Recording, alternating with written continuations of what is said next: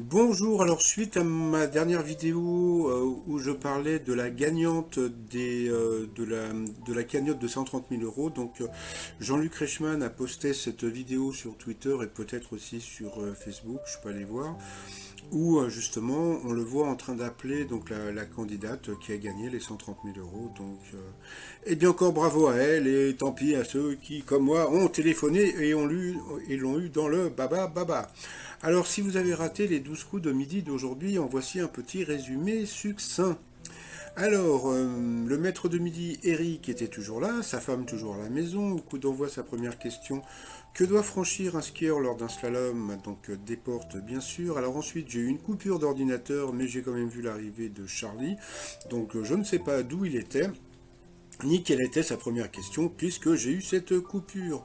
Quand l'ordinateur a redémarré, eh bien, je suis tombé sur Margarida avec un D, qui était là avec son mari, donc il semblait assez rigolote. Elle avait un accent, alors je sais pas si elle était portugaise ou espagnole, je penserais plus pour le côté un petit peu portugais.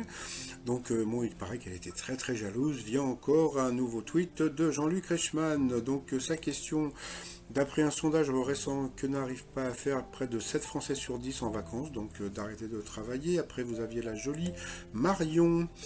Alors, selon des médecins américains, à quelle fréquence faut-il se laver? Donc, c'était 2 fois par semaine. Donc, bon, bah, je me suis lavé hier, donc la prochaine fois, ça sera dans pas longtemps, donc dans plusieurs jours plutôt.